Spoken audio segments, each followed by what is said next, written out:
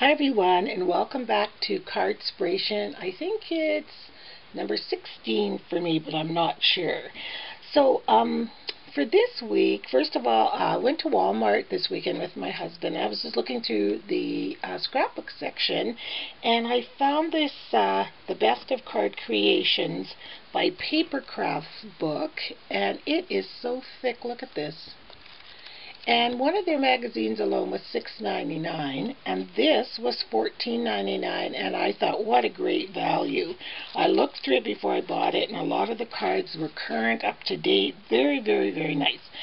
So it says here there's over 500 inspiring cards. So the first one that I chose to be inspired by, well, there were many, but I got a call from my daughter-in-law. She works at a radio station, and she used to be an on-air DJ, and now she's in the sales department. And so they send cards and invitations and things like that to different clients. And she asked me if I would make a card for her. She wasn't exactly sure what the sentiment should say. It wasn't sure if you are invited, or pretty much she wanted to invite them to a meeting or a session, and one of the customers was a jewelry store. So that was my kind of inspiration, and would I mind making her 3? So I said not at all. So I saw this one right here, and I really, really liked it. What you can't tell is it's a gatefold card, so you can't see through the picture, but right down the middle here is where the card joins, and then this sort of top note thing goes over top of the second side of the gatefold and adheres here with ribbon, and then just has some flowers down there. So I thought I started with a softer cardstock, not as thick as like Stampin' Up! Or anything like that, because I knew I was going to be layering paper on top. So I cut it. It was a 12 by 12 sheet. I cut it 5.5 inches by 11 and scored it at 2 3/4 inches, and that gives you a 5.5 inch gatefold card that will open like so. So this is the center of your card.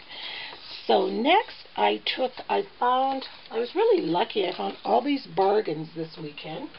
I'm just getting the paper pack.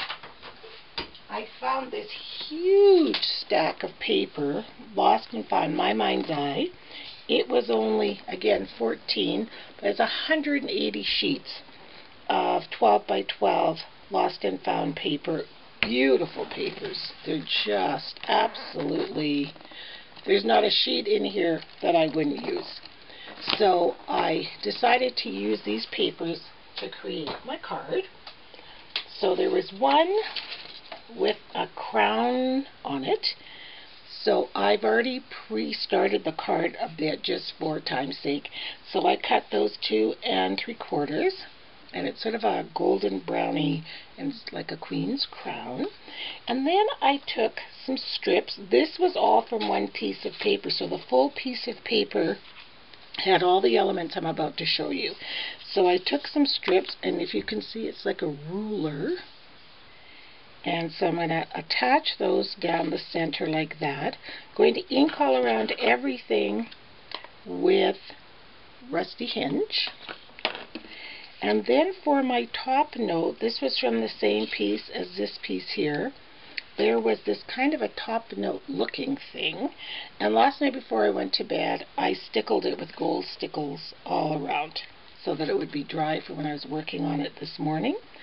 So I'm going to put it like this, and I want to kind of give the semblance that this piece here is folded around the edge, kind of like that. And then I'm going to add some flowers and ribbons to that. So I wanted to show you the whole sheet of paper that I used to make the card that I'm working on. So this here I cut out to make my sort of top note thing. This is, and this is the stripes from the floral part, and then the crown sheet was another one in here. But there are so many sheets in here that have like a top note type thing that this card form lends itself to. That you could, there's another one right there, you see, with the little blue bird. So you can make these cards with just pretty much one sheet of paper. So here is what I've come up with so far. So you can see that I inked around with the Rusty Hinge Distress ink, and I inked the stripes on, adhered them down with my ATG gun.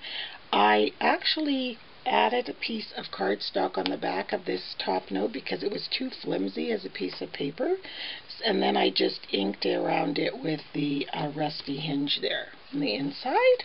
And then I mentioned that I had stickled it before, and I trimmed off the edge so it has that semblance that it's folded around. So the next step, I'm going to take some really pretty satin ribbon.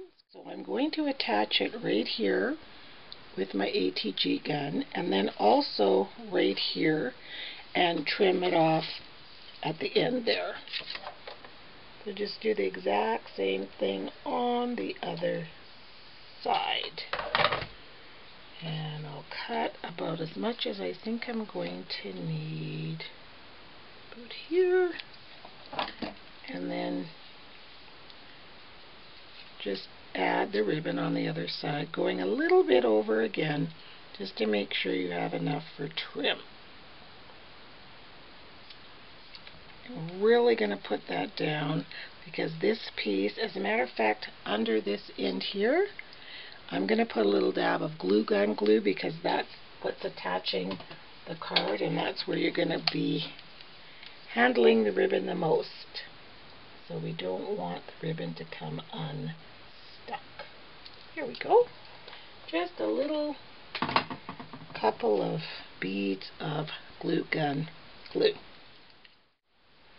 So we've got our ribbon attached, both ends trimmed, and where this one's going to be pulled more, it's got. So before I tie my bow, I'm going to take these really pretty roses, because remember, I'm not going to be applying or attaching any sentiment to the front of this card. So the card just has to speak for itself.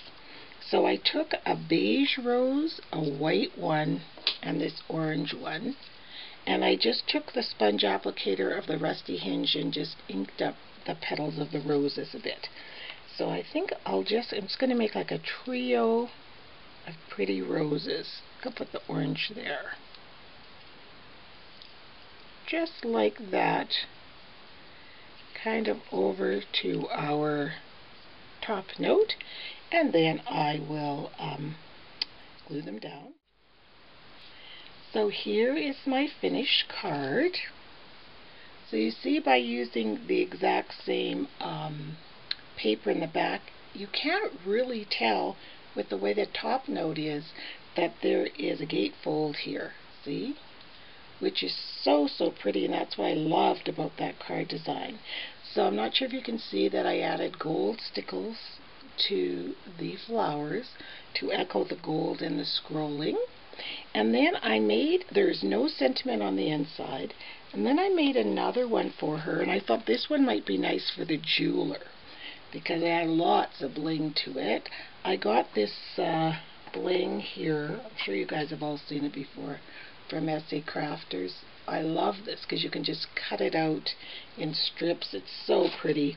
So I added a band there, and on top of the ribbon, exactly the same, except I added bling on top and then over there, because I thought if they were jewelers, this would be quite impressive, I think. And then I added black soot distress ink. And what I'm going to include with this card is some sentiments for her. So there's one that says "You are invited," and then I put two-way tape on the back. This one says event, date, place, and time.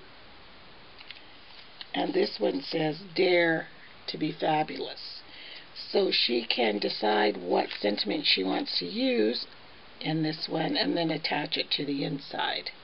So there are my two cards for Card-Spiration for this week. Exactly the same card map, but they look quite different. So there's this one, which I've untied, and this one. And I will include some sentiments that match this card as well. So thanks a lot for watching, everyone, and I hope you're really having a nice weekend and a very creative day. See you next time. Bye.